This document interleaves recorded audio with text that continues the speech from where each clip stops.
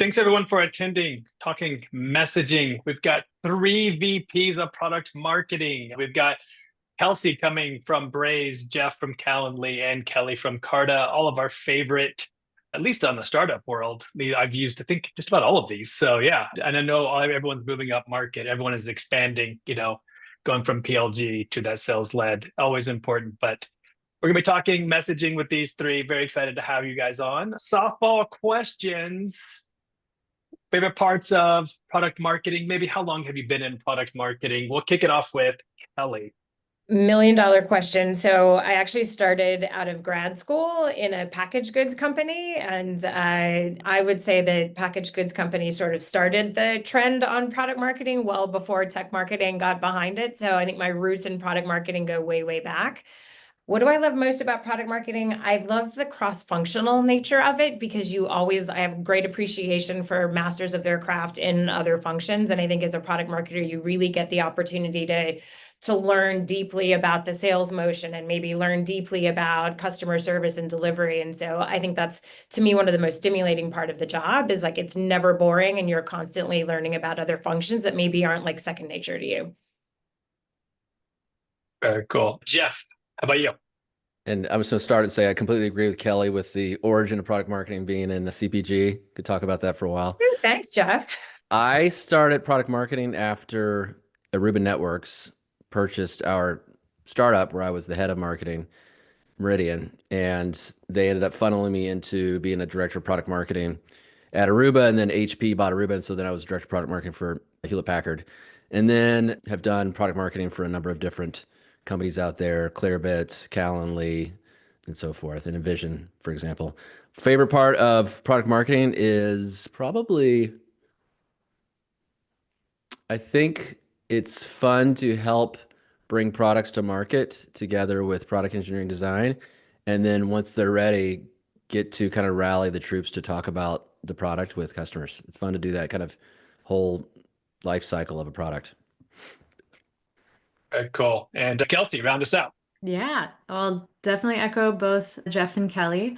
I, similar to Jeff, had sort of a journey into product marketing. So my background, I started in teaching. So I taught middle school and I taught English. So helping young people tell their stories, and then moved into actually communications for a number of years and wound up moving into product marketing through the communications angle. So this session I was particularly excited about, but I think what I love about product marketing is it's that blend of storytelling, but also strategy, right? Comms is amazing because you get to tell great stories, but PMM, we get to be a part of shaping that story. And I think that's a really unique opportunity for all the reasons Kelly and Jeff called out. So that's what brought me here. Very cool. Yeah, I kind of resonate with all three of you. Yeah, I mean, for me, I got started in nonprofit comms and then went into the agency side of things and then came in, into the tech world, into the product marketing side of things. So similar. I even taught as well, Kelsey. Wow, yeah, I can kind of connect with all three. So look at me being cross-functional, connecting dots, telling the story. So let's talk about some messaging here. Everyone attending, thank you so much for putting in your questions ahead of time. I went through and just kind of cataloged, and we're trying to find themes and trying to figure out what would be the most important things for this panel to really help us out with. And so we narrowed it down to a couple, and we'll spend probably the next around 20 minutes or so really kind of discussing these, and then we'll turn it over to you and for some live Q&A. So let's get started with the first kind of question theme topic was really around how do you develop a strong messaging framework when you have different audiences, you have different use cases. And so not even just horizontally, but even when you're a vertical solution, sometimes you've got to be able to have different audiences from a buyer or from an end user. So thinking about those things. So a strong messaging framework, different audiences, different use cases. Seems like a lot of people here had that question. So anyone want to kick us off? If not, I'm just going to start following on people. You can raise your hand. You can just go. I can start. Go for it. I actually think if companies implement it, just talking to different types of customers and working in different industries in a specific way, if they just implemented that one thing, it probably could double the effectiveness of their marketing. Product marketing aside, it just makes sense from a human perspective So I really get into this, and so does every team I've worked for. And the way we do it is one of the things we use is the value pillars messaging system, where you say, what is this specific customer? Let's say it's like a salesperson within a financial services company. What is something that they consider valuable? Is it that the product helps them, increase speed to lead? Is it that it helps them close more deals? Is it help them expand the deal? And maybe all three things are their value pillars, right? And it's not security or something that maybe like their IT colleague might care about. And then what do we do in terms of the product to help them achieve those things? And what are their differentiation across those three things compared to the competition? Sounds really basic, but it helped me like not come right in with like this is what we do, but in more in terms of like what are customers saying they want from us with this in this specific job role and industry, and what do we do and how are we different than the competition out there? And we tend to do this across every job role that we encounter, as well as every industry. And then we kind of cross pollinate the two and say, like, what is, for again, a salesperson in financial services, what do they care about versus a salesperson in tech, which sometimes is very different. I can pile on a little bit on that one because I mean, I honestly think that if you were to say, hey, Kelly, Jeff, Kelsey, send us your messaging frameworks, they wouldn't look dramatically different. I would be really shocked if like, they were totally different flavors of ice cream. One of the things though, kind of going back to CPG roots again, like one of the things I think CPG did really well, which I've sort of taken with me, is the focus on being maniacally single-minded. And I think often product marketers have a tendency to want to message a whole bunch of benefits and not really hone in on the one thing that's really going to matter. And I think especially if you think about like the creative teams that are taking your messaging and then they're translating it across multiple channels, the more complicated your messaging is, the more diluted it gets as it reaches other parts of the market. And so like +1 to everything Jeff said, I just really push on the SMP up front. Like what is the one thing that they care about, and start with the SMP. And also a little bit of like, what's the customer language in words that they would use? And so start with like, I wish, I want. What is your customer wish? What do they want? And then everything sort of flows from that. So I agree with everything Jeff said, and just a couple of other ads. Yeah, I think to echo that, you can't be everything to everyone. And so that 90%, like what's the really compelling story, I think goes really far. Just as some tactical things I've seen be successful. Like we had one product that could be used for any industry, right? Any vertical, any size company. And so how do we want to solve that for all these different use cases? And I think one thing, Jeff, that you called out is giving examples. I had one team go through an exercise where we went down and wrote, what are the use cases? What are the things that they care about versus others in the market? And we did a kind of a bottoms up approach to say, hey, okay, what are the two things that jump out, or the one thing that jumps out from every single persona? But now I also have a great repository so that, hey, something that here's the nuance that this particular person cares about, or here's the nuance that this particular person cares about. So just as one exercise we've seen work in the past. But I think one thing that all three of us have called out is it really comes down to knowing your customer more than anything. And so just really getting deep into the brain of your customer will help. It does, I think, whatever manifestation of your framework that will be, that takes you further than anything else. Okay.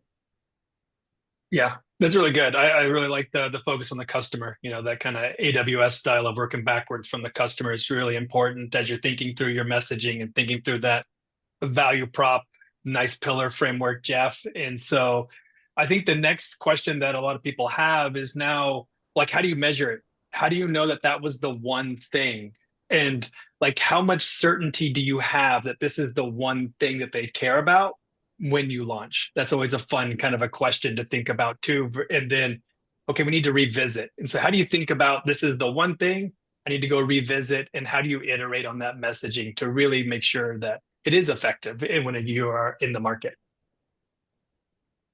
I mean, I'll jump in. I was looking forward to this question because I think we can all Go like, for it. this is the $1,000,000 question. Like, how do you measure product marketing? I think we've all probably defended that one at least one time in our career. I think there's a couple of different ways. And again, I'm super interested to hear from Jeff and Kelsey. Like, using the vehicles you can where you can get quantitative feedbacks from customers. So whether that's, subject line testing in an email, or maybe conversational ads in LinkedIn, and setting up, places where you can actually do that A/B testing on your lead messages, and then go back and tweak based on what you win. And I think also the sales conversation, right? So we write a lot of pitch decks, and we do a lot of storytelling with sales. And so being on those chorus calls with them, listening to how they're making the pitches and what parts of the pitch customers are actually like resonating with, and then taking that back and plussing it up. So I would say just, elements of the marketing mix where you can measure, and then also the sales conversation are some ways that we try and evolve our messaging over time. I'll jump in. Yeah, I'll echo Kelly. I think it's one of the beauties is messaging doesn't have to be set in stone, right? We have the opportunity to continue to iterate, and I think that's exciting. And one thing we try to do is throughout the beta process, for example, is ask a lot of questions. What's coming up? Does this language resonate? I actually found more often than not, customers love to get feedback on this. I was like, hey, I'm talking about Yeah. it this way. What do you think? Like, is this right? And they love giving feedback. So I think that's a really powerful tool, is ask. Or I love going to events to this day, just going to an event, standing at a booth, see what works, see people, where are they getting confused? I think some of those mechanisms of one-on-one are really helpful.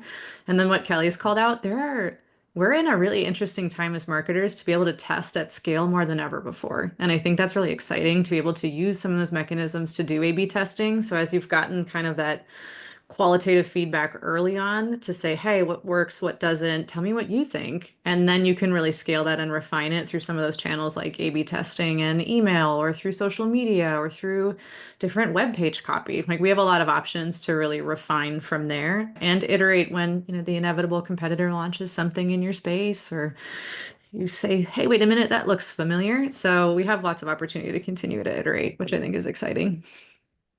Yeah, I would agree with everything Kelly and Kelsey said around, working with the sales team to see what's working with them, maybe not working with them, and just looking at gong calls and, when closed, lost, closed won deals, and what messaging they used in the gong calls. And then Kelsey talking about, how you can actually ask customers around what they think. I completely agree. Like, they love to give feedback, particularly private beta customers that are already engaged.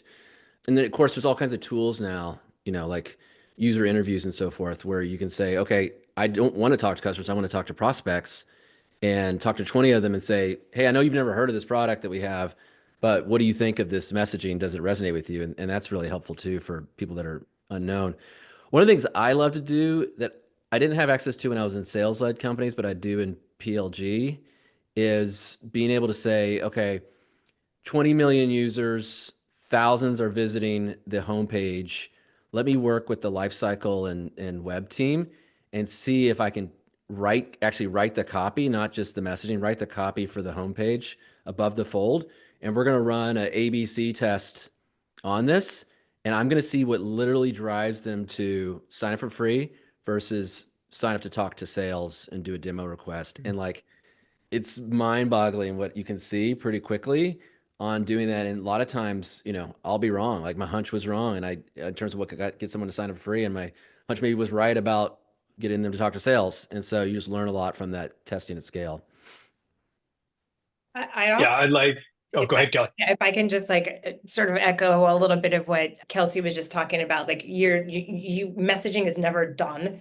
So we just had a pretty large investment in a campaign in New York City, and did a lot of creative. And it's the kind of creative that's out of home. It's on a billboard. You don't necessarily get the feedback because it's not Jeff's situation with message testing. But we're taking the message, now that we've done the creative, we're packaging it up and going back out to talk to both prospects and existing customers to make sure, like, hey, how's the tone of this messaging? Does it resonate with you?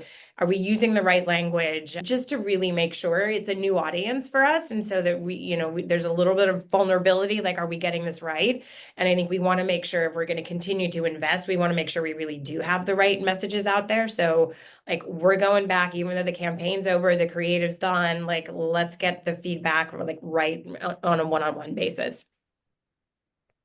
Yeah, I really like that. I think the thing I want to hit on before we kind of like move forward here is like a, kind of a quick follow-up for everyone is really setting the expectations that it's not done.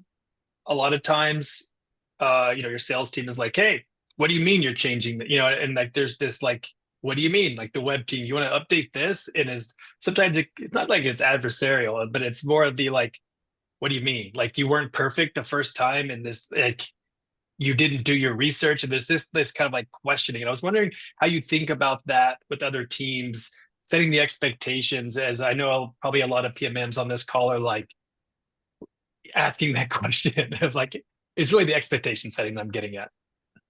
I've Anybody? actually Yeah, go for it. I've actually found the opposite where people are coming to me and saying, we need to like evolve this messaging. Yeah. It's not working with this particular segment of the market, or, we're seeing like a drop off in signups on our website. Can we freshen this up? Like usually they're pulling us into evolving. And so that kind of helps when we go to them and be like, hey, I know you know the value of evolving messaging. We discovered something by talking to these 10 customers, and we'd like to be proactive about making the changes. Yeah, Yeah. I agree with that. We all work in fast-moving startups. So I don't think there's any part of life in fast-moving startups that doesn't change. Like that's just like an enduring characteristic about being in a startup is being nimble and like thinking on your feet and continuing to evolve. And I think that's probably ingrained in most product marketers that are in tech. Like stuff is going to change. I think that's just part of what we do. Yeah. Thank you. Yeah. For everyone listening, don't forget, add your questions to the Zoom Q&A. We're going to be, make sure you're upvoting those. We're going to be taking those here pretty soon. But for our panelists still here, always a fun one. We kind of touched on this. Competitors. Oh, they're going to start copying you. Oh, they're going to start using similar language. Like, I'm pretty sure all three of you have competitors that I could name. And I'm pretty sure they all have similar features that I could name. Jeff, I'm actually curious to start with you just because I think we've all used Calendly. At least I do. I love it, just so you know. But I'm sure you have some competition that's trying to steal some of your things, or they're trying to say the same things that you guys have. And so just curious, I'm going to tee you up on this one to go first. Yeah, well, thank you. I actually don't care. There's I think that. I'm one of the only people that doesn't care. I'm just like, whatever. It's like, I think it's actually kind of flattering, honestly, because sometimes we will have ideas internally and people don't agree with us on the messaging. And then when I see a competitor copy it, I'm like, yeah, I knew that was good.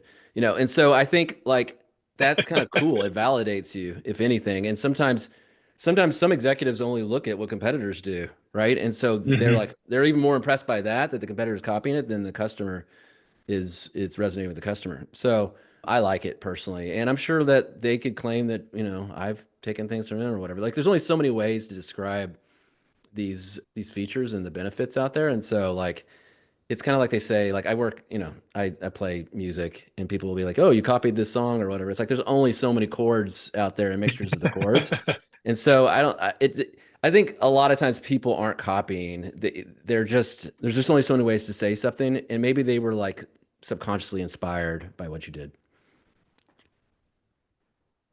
I will add on that I think if you're being true to what your product does and the value that it's bringing to customers, and you're saying that in like a direct and simple way, which is much the ethos, I think, of a lot of product marketing, then that kind of is what it is, like Jeff said, this is what it does. This is the value it brings. And if I'm holding true to making it really clear for my customer to understand or my prospect to understand the value we're bringing to them, competitors, if they want to say they do something similar, we should have a conversation about, do we do too many things that are like, I think that's maybe a different conversation, but I do think Mhm. make it really clear, make sure your customer and your prospect understands the value that you're bringing. It is fun. We're also in a very competitive space. And so there's lots of brands who have similar offerings, but we try to be really specific about what are we doing, how do we do it, and how do we do it better. And if we can do that, then the language that goes around it, we don't need to get overly, wordsmithy and creative. We're just going to get to the heart of this is what we've heard you customer need or you prospect need, and we're just going to make sure we're clear about solving that problem for you. And I think that earns more credibility regardless of playing the message, the positioning game that Jeff called out. The only thing I would say that's different is like if you're in the enviable position of having the first mover advantage or being out in front, then you don't have to worry as much about it. But that's not necessarily everybody's like reality. And it's funny, JD, I got this question in the messaging AMA I did a while back, and my response was, it was like, competitors are using my messaging. How do I make sure my messaging is distinct? And I sort of redirected back to what Kelsey just talked about, which is product positioning versus messaging. Going back and really re-looking at the way your product is positioned and making sure that your messaging reflects that. And I always do this shameless plug for April Dunford's book on obviously awesome positioning. I just think it's a really good, she's got a really good framework for thinking about like competitive differentiation in the market. And I did take my team through that when I was back on the Bill.com business.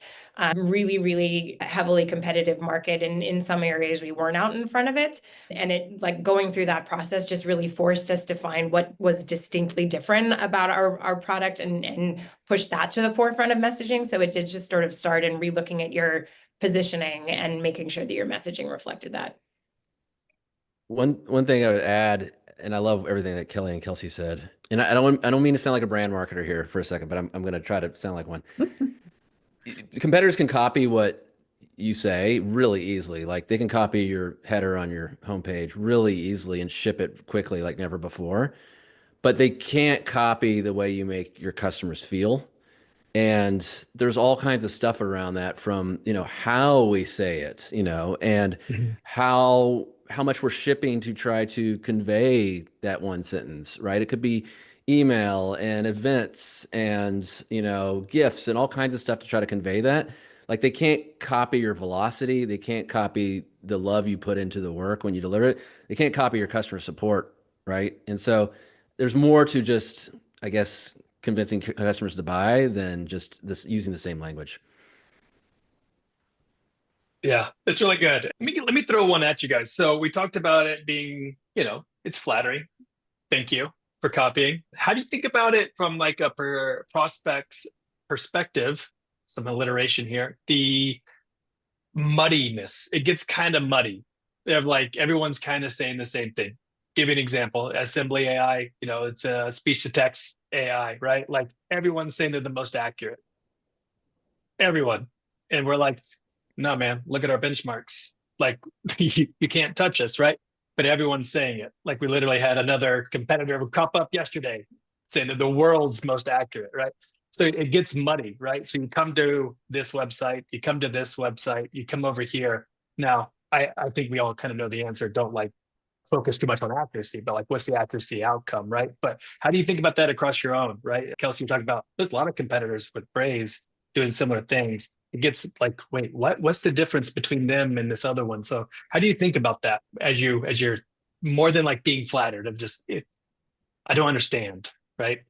Sure. I think a tangible example from Braze is this idea of real-time engagement. And how do I have real-time data? And what does that mean? Is real-time sub-second? Is it millisecond? Like, what is Yeah. it? And how do we prove that? And what use cases does that matter in, more importantly? And I think this is where the first question that you asked becomes most important. It's what does your customer care about? Because if I say real time and I just splash it everywhere, cool, now everyone says real time. But if I say, hey, if you're a quick service restaurant and someone drives up to the drive-through and you need to give them a response in real time, now what I'm saying matters to you, my customer, my prospect. And so now I'm not making it about like the positioning is there and I can back it up with data, but let me talk about what you care about more than and have proof points about how that comes to life versus just splashing the real time. If I just make real time everywhere, then that's less impactful than, I mean, Kelly talked about, I love the ROI of billboards is like a fascinating thing. It's just Mhm. a side conversation. But if I put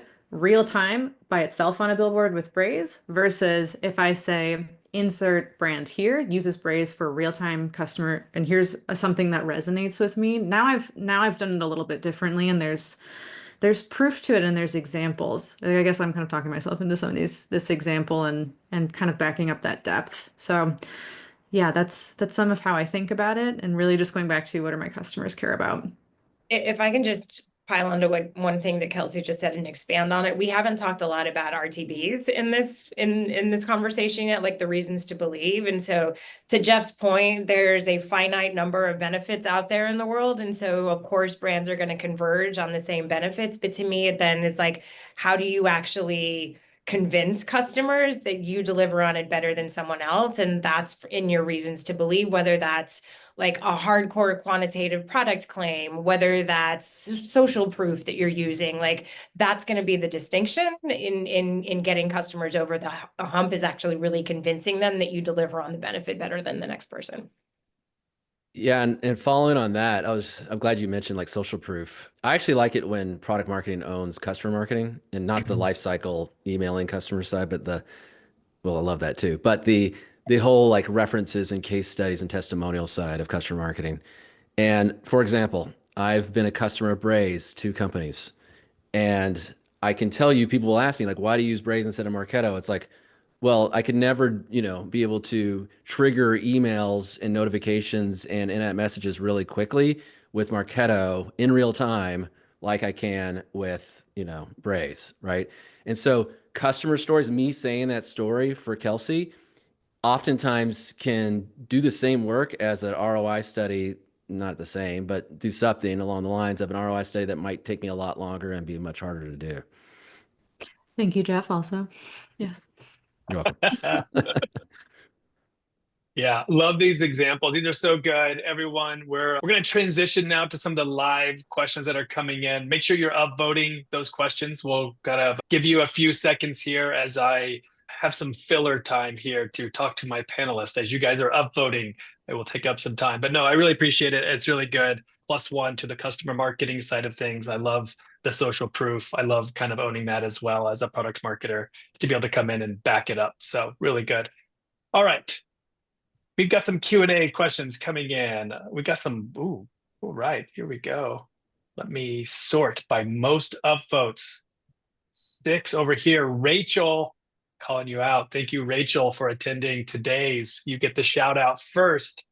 How much time do you spend with customers? What forums do you use the most? Do you have regular cadence with them, ad hoc when needed? Maybe even like, customer advisory board could probably fit into this as well. So thanks, Rachel, for the question. Panelist, that is our first one. I don't think you can spend enough time with customers. That's my belief. Actually, my next call is to chat roadmap with a bunch of customers. I'm very excited about it. I love doing customer conversations. And I think, so how much more tactically, I try to encourage my team. It makes ultimately, if we're talking about messaging positioning, there's no better feedback loop than actually sitting with a customer. How do you think about the way that we're talking about the roadmap, not just the features, but the way we're evolving this and the story that we're telling, or things like, even at every stage of my career, I've loved to stand at a booth for an hour, no matter what your seniority is, and just see what questions come your way, see what random topics they have. There's no better way to spend time with customers. So I do encourage, in terms of more tactical forums, if you're not partnering with your PM partner on things like betas really early, that's invaluable to hear kind of through the life cycle of the product. There's probably also a lot of open forums. Like there's random Slack communities out there on all kinds of topics. For us, there's an email marketing one that's amazing. They just chat all day and see what they're talking about. Or when I was in security, there was a forum that we just had like open Slack channels, and again, customers love chatting or prospects love chatting. So I would encourage those and regular cadences. Also, again, I would say don't be shy about asking for support. Like Jeff called out, it's awesome when customer advocacy is either a part of or a very close-knit part of product marketing. It's also beneficial to the customer too, right? Make it a two-way street. Hey, I'd love to pick your brain on, and also what feedback do you have for me that I can bring back into my organization? And I think that loop can be really helpful. Yeah, Great answer. I will say the more opportunities, like the more opportunities you can both manufacture to talk to customers and then organically take advantage of. Like, I think you just have to look for every possible opportunity. My team at Carta owns the advisory board, which is great, but you have to look at it for what it is. It's a once a month interaction with customers. And so, we make sure to be really clear, like that's not the only place where we're going to go and talk to customers. We structure our conversations through the cab. But I've got another group right now that's like looking at low adoption of a product. And the only thing we can really do right now is get on the phone with customers, both who have like adopted vigorously and are using it to learn like what's it doing for them that's working, but then also swing to the other end of the pendulum and talk to customers that are paying for something that they're not using. Why on earth would that be? And so it's kind of an ethos, JD, right? Like talking to customers is an ethos that's sort of baked into product marketing, where you can't be afraid to like get on the phone, get somebody, and it's for people that haven't done it before. It can be intimidating until you realize, to Kelsey's point, like I get to talk to a product person, like I get to give you feedback on the product. They love that kind of stuff. And so most customers are like super delightful to talk to and are just happy that somebody cared. I found that the modern product marketer actually is accustomed to and kind of puts it in their list of things to do to run messaging for like a new product launch by customers. They've just been taught that they do it. It's I don't have to twist any arms around that on my teams. Maybe it's kind of like a show your work thing from math, that they learned in school or something. What I found is more difficult to do is just make it a keystone habit they do every week when they don't need anything from the customer. And Mm. so with that, I just try to like model the behavior because I'm nosy. Like I love seeing what customers are saying. And so I go on, X, and I go on LinkedIn, and I have all kinds of searches where I just type in the brand and plus like the product, or I'll type in competitors, and I'm like doing that probably every other day. I just love seeing what they're saying, and it like influences things I'm going to talk to product management about. Oh, I keep seeing this coming up, and here's 10 screenshots that I took on X of someone asking for this feature or then complaining about this. And like it blows their minds because they're not collecting all of that. So like we have so many digital tools to make it easier. Another one is, you know, I've written newsletters for the company and they go out to millions of people, and it always results in probably couple thousand replies at least, and it's people saying like, hey, I don't know how to use this product, can you teach me? Or hey, Mm. can you build this feature? And like I read all those and I respond to them. And so that like work that I do, like it just like it makes it a keystone habit for the month that I'm going to be listening to customers and them responding to me and then categorizing what they're saying and sharing it with people. Very good. Yeah, love this. Really great advice, everyone. Keep the questions coming. Keep upvoting. We got another good one here with lots of upvotes from an anonymous attendee. So if this is your question, high fives. There's question for the panels. There's so much advice on tailoring messaging to meet your ICP's needs, but less on how to actually do the customer research to uncover their pain points. So I'm finding it hard to deeply understand my customer. How do you recommend doing that research without doing customer interviews? So we got some good like social forums is another good one. Anything else you want to add that like popped into you of like how do you get these? How do you uncover their pain points? How do you deeply understand the customer without talking to them? I can go. This is a hard one Yeah. without talking to them, right? And you often have to do this when you're starting a new job, right? Or like you're applying for a job, you have to learn about the company. One of my secret hacks is Reddit. I'll go onto Reddit and I will type in, like marketing automation tools, and I'll see all kinds of people complaining about the marketing automation tools as well as saying positive things. And I start to learn what their pains are and like why they selected one versus another. So Reddit, X, they do this, quite a bit on X as well. Another hack is I try to have like friends in all kinds of different sectors, and I'll ask my friends. So for example, if it's like software development tools, like I've had, run marketing for APIs and SDKs, I'll ask my software developer friends. I'll be like, what do you think of this? Like, why would you use this instead of using nothing? What do you use today? Can you teach me a little bit? And like, they're your friend. And so they'll teach you a little bit. So then when you go in to talk to an actual customer, you're a little bit more informed when you're doing your discovery work. I'll add to that cohort of hacks. There's probably internal people at your company that do that job that are a great person to ask. That's actually often my first one. So I moved from cybersecurity, so I sold to CISOs to marketing people. That was a change. And as a marketer, I felt like some level of ethos with marketers, but also I don't know, we would just have some conversations. And so the people who use Braze at Braze are often my first go-to. But even at Okta, I would ask our cybersecurity team internally. They were very, very direct with me about how their thoughts and feelings. But I think that's a good resource. I mean, if analyst relations actually sits in my team, but if not within product marketing is a great tool to look at what market research do you have that's available in this relative space? Because oftentimes whether you're selling to an executive or the executive holds the budget, there's probably some level of investment you're going to need with a more senior stakeholder. And so seeing what do they care about? What are decisions that they're making about budget trade-offs? What are their decision-making points? So I think the analyst research or just general market research. So I just have, to Jeff's point in Reddit, also just general like what's in Quora? What happens when I just Google it? I like to go to a comms background too. I like to see what topics are buzzing around in the news and see what's top of mind. I was struggling with this one a little bit just to understand the constraints around like getting in front of customers. If it's like don't know how to find them, don't have the money to do it.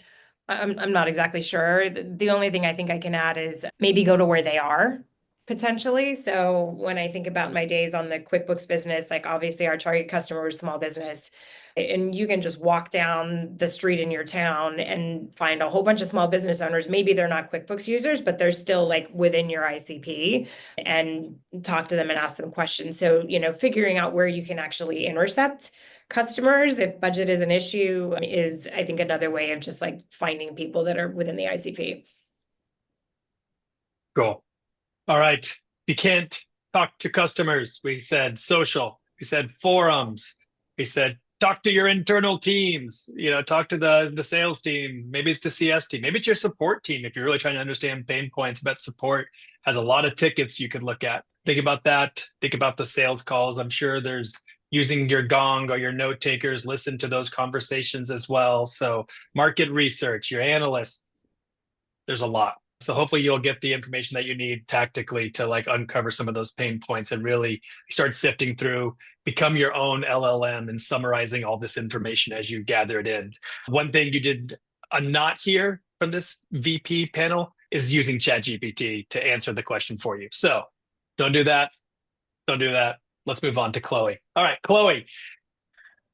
You have asked a question. You said, do you have any creative ideas or tactics to help bring personas to life when enabling the sales team? I've created storytelling narratives by persona and as a cluster, but too much detail for the sales to absorb. So always a fun thing. We've done so much work. We put so much into our messaging, into our positioning pillars. And now we're trying to educate our teams and they're just like glazed over. I'm so over this. I'm done. Can you just tell me the 1, 2, 3? Like, let's move on. So any creative ideas, tactics? How do you bring this to life when you're trying to help the sales team? I mean, I'll jump in on this one. I think one way we've done it is through video, like short video snippets of, again, getting into the environment of a customer. So if your customer is in small business and they own a muffin shop, go down to the muffin shop and actually sit with an actual customer that has the pain that you're trying to solve and bring it to life through storytelling. I think the words on the page are obviously important because they'll live beyond just a video, but I think video and customer stories can be a really good way to bring a persona to life. We just did a refresh on this at our sales kickoff a couple weeks ago, so I can share sort of tactically what we did, the approach that we took. So we had kind of a high level session. There was a bunch of persona we wanted to talk about. What we did was we actually we pre-worked with a few sales reps. So not only did we have customer interviews or specific video recordings, or in this case, we did a live session with the internal people who held those titles to say, hey, what do you care about? We also had the sales rep talk about their experience with that persona. And that was really helpful because it also kind of gave it there was a what's in it for you by having another seller talk about their experience with that persona and what they learned about it. So we had little video snippets that we did from recording interviews with the sales reps on, hey, when I engaged with this person, this is what they really cared about. And this actually moved the needle for me. So that was really helpful.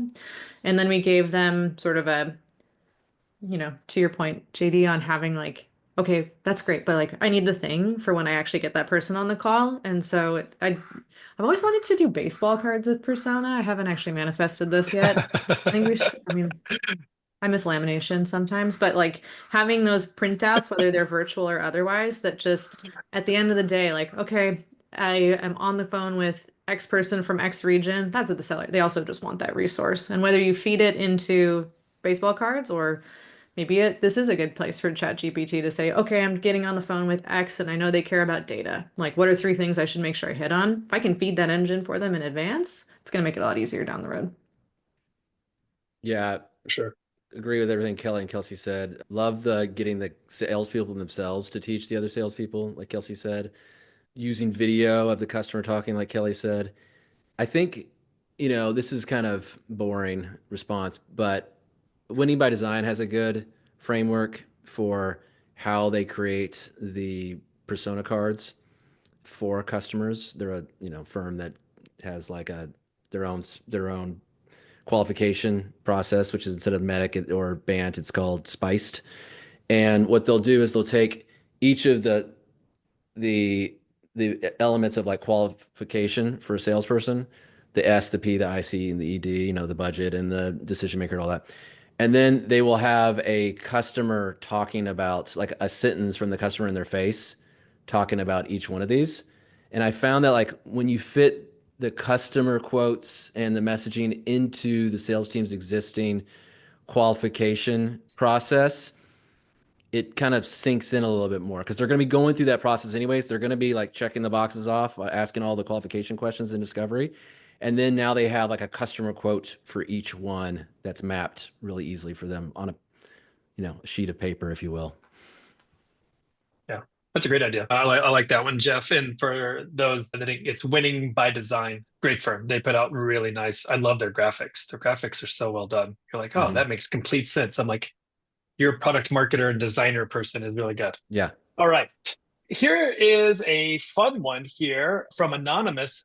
Wow, these panelists are awesome and have really fantastic examples. Thank you, Anonymous. And thank you for our panelists. I just want to give us a shout out really quick. All right. Lighten it up here. So Anna asked a question here that I thought was pretty interesting around solution messaging. And so it's what about solutions? When a company has multiple products that have similar audiences, have any of you built out solution messaging versus product messaging? How do you bridge that division between product owners who have a budget and the customer needs? So how do you think about products and solutions? How do you think about that messaging and then the audiences for those? We have a number of audiences at Carta that are quite different, right? I think most people know Carta for sort of the founder and the startup persona, but we've been working more in the VC space. So we've got VC and PE. So and a totally different set of products and services based on the audience that we're speaking to. I love solution messaging. I think it's way easier for somebody like to just map themselves to the specific audience and then find everything that's there for them. It does mean, again, you have to really know your customer to know which products and services are going to be relevant for them, because it's not everything that you offer is going to be relevant to all of your audiences. And so I think again, it's back to that deep knowledge of the customer and understanding which of your products to actually surface up to them, depending on which audience you're talking to. And I forgot the second part of the question, JD, but it was a loaded one. Yeah, there's a lot here. It's really trying to understand when you're doing your solution, how are you doing solution? How are you doing product? And then how are you bridging those like audiences, right? You might be trying to buy a solution. You might just want to buy a product. How do you think about different audiences, solution, product, here, there? There's just a lot. I think sometimes as PMM, you might feel a little overwhelmed. And that's when you see like PMM teams break out, right? You might have a product PMM or solutions PMM. And so maybe this person just might be feeling a lot right now. Maybe they don't have the help that they need, or a little overwhelmed. I'm putting words in this person's mouth. I'm so sorry. That's where my head went too, JD. Yeah. I was thinking like, I wonder if they're overwhelmed because they're getting asked to do messaging for like 5 industries and then also the 5 products and so forth. In terms of like not feeling overwhelmed, like I've seen teams kind of structured in different ways. I've structured the team where you have like a product marketer that's working with product management to bring that product to market, and they need to understand, kind of to Kelly's point, like she didn't say this about, you said it about messaging, but also just about audiences. What are the top 2 buyer personas for this product? And that product marketer needs to understand that, and they'll discover that in the hopefully private beta process and so forth. And then you've got like a solutions marketer who then says, okay, now we've launched this product or we're about to, who are like maybe the 10 different kind of configurations of like industry plus persona. So again, like I said earlier, like financial services plus salespeople, tech plus salespeople, professional services plus salespeople. And the story is going to be a little bit different. And sometimes the person who's really good at launch product marketing isn't always the kind of person that enjoys and likes geeking out on tailoring the message to all those different. So that's one way to do it. Another, at Aruba Networks, what we did was we didn't do that, and we just had product marketers that were across all the product lines, and then each of us had to own a different industry. So for example, I was like the mobile apps product marketing leader, and I then also had to own like hotels and like hospitality and also like retail. And so anytime salespeople were wondering about how to market to retail, I needed to understand the whole customer story for the entire company for retail, plus my little product too, if that makes sense. So there's a couple different ways you can kind of structure it. We had an interesting journey when I was at Okta. Actually, my first role in product marketing was a solutions product marketing role. So my first role was focused on zero trust, back when zero trust was I remember Zero Trust. Yeah. becoming a thing. It was on all the buses and RSA banners. And so that was kind of an interesting look at, hey, this is a really big something that our persona cares or are starting to care more and more about is a cybersecurity strategy. But like an MFA product is not the only piece of the puzzle that goes into that strategy. In fact, Okta isn't the only piece of that puzzle. It's often Okta plus, multiple other vendors. And so how do we think about that solution or that problem statement that a customer is trying to solve versus trying to sell or trying to drive more adoption of a specific product? So in that specific case, I kind of led the overall, and actually like Jeff kind of moonlighted as our public sector. It was very popular in federal cybersecurity, zero trust for like a year. But there was kind of that moonlighting. And then the PMMs who owned specific products that tied to there, they had other initiatives that were separate from zero trust. But we partnered up very closely on, hey, NIST is releasing a new cybersecurity framework. How do we want to break this down? Where do we want to call out different product elements? And how do we want to pair with different parts of the industry to bring that to life? What was interesting though is we then tried to replicate that for other persona and for other parts of the business. And it wasn't quite the same because it didn't come organically from the community. It came more from, hey, this worked. Let's try it over here with IT. And it wasn't authentic in the same way. And so I would encourage, as you're thinking about solutions, also where is it needed and where is it authentic? Like industry is a good place. I think, like Jeff called out, there may be nuances that really you do need to start to build that unique solution for that specific, for travel and hospitality or for government or for whomever. But sometimes there isn't, like if the need isn't there, I would also test and see if it works, but also don't be shy about iterating and saying this isn't the place for us to be spending as much time. So that was kind of a learning we had in that space. All right. Yeah. And hopefully that answers your question. One of the things too, I just want to call out with these 3 amazing product marketers is they're also very good at dissecting the question behind the question. It's a subtle art, but you can see how they're all doing it whenever we're asking the question and they're trying to get to the actual like root. So first principles, good work. Last question we got from Minal. This one's a really fun question, so hopefully you guys can bear with me, tell some like fun stories here. But the question is, could you share an experience where your messaging didn't work and why that happened? So we can kind of flip it here a little bit. We've done a lot of advice on how to do some messaging, how to get those customer interviews. Have you ever had an experience where it just didn't work or something wasn't resonating? We can kind of go from there. Oh man, I need a second to think about this one. Yeah, please take a second. Take a second. If nothing's jumping out. I've got one. All right. So I was like 4th employee of this small, tiny startup called Meridian. It was like ended up being like a CMS for building mobile apps for like Levi Stadium and Subway System New York City and so forth. And we thought that the product should be this one mobile app, Meridian, that you download your phone and you could use it everywhere, kind of like Yelp or something. And we were pushing this story, and I was doing sales and marketing for this company with the CEO, and we're pushing the story to customers and like trying to convince retailers to use our app. And they just kept pushing back and saying like, we don't want to use your app. We want to have our own app with our own logo on it. And we just kept pushing it, hoping, because we thought it should be one app to rule them all. And it was like there was an arrogance to it, really. And finally we just said, okay, we've talked to, 50 venues out there, and 75% of them that have money want to have their own app. Can we just use our system to build a customer, CMS? And we had spent, 6 months telling this other story in the press, everywhere. And we just had to pivot because the customer response was just so clear that they wanted a content management system to build their own app with their own logo. And it just transformed the business after that. And we're able to get like to 1 million, run rate within 1 year. One. But There it is. There it is. It's a slightly different flavor, but I think hopefully will still be helpful to the panel. I mean, to the audience. It wasn't so much about the wrong message. We were testing it in the wrong channel. So we were basically trying to look at a product value prop, sort of top of funnel. Could we use this as a hook to get customers in? And we chose to A/B test it in search, where you've already got very, very specific product intent. And so we weren't able to get the kind of conversion that we were looking for, but we were testing sort of a conceptual idea in a channel where customers already have very specific intent and they know what they're looking for. And so we weren't able to like get a win, but it's mostly because we just had a mismatch between like customer intent and the channel that we chose to actually test the message. So you can have the right message, but if you go and test it in the wrong place, then you're going to get a false negative, false positive, false negative.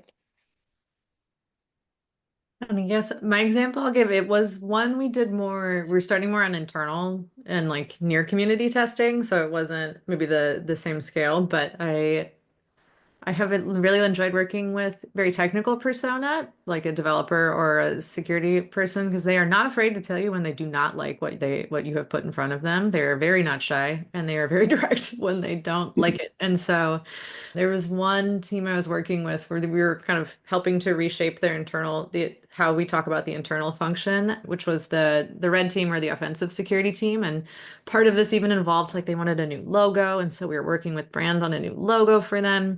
And the security person, we gave him the first draft, and he said they wanted it to be a dinosaur, just to be clear. The intent was to be a dinosaur. And we gave it to them and they were like, this is awful. This is terrible. It looks like a banana slug, which was very specific in terms of feedback. But I think it was it was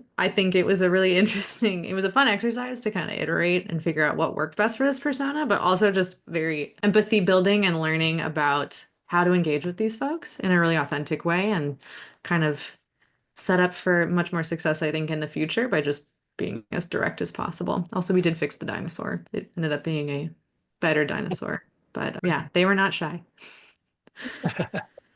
I live in Santa Cruz, California, and so UCSC is the banana slugs. So that one really, really resonated. Yeah.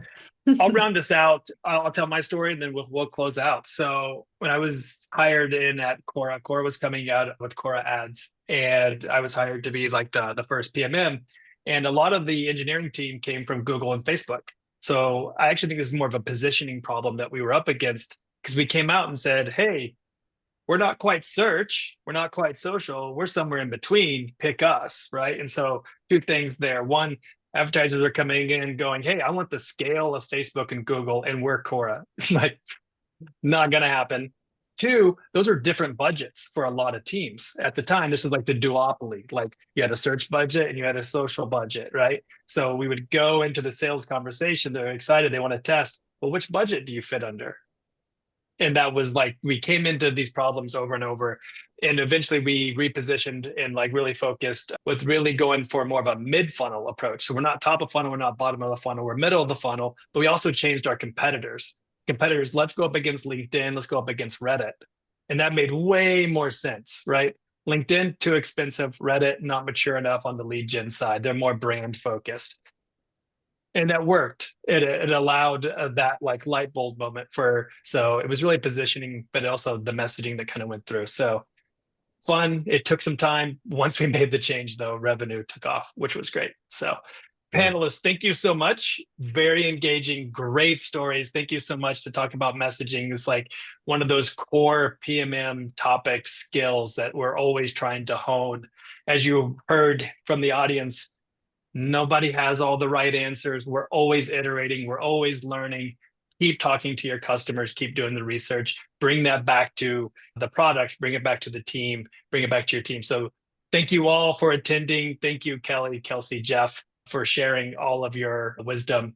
Kelsey, enjoy your customer call, and we will see everyone later. Thanks, Sharebird, for hosting.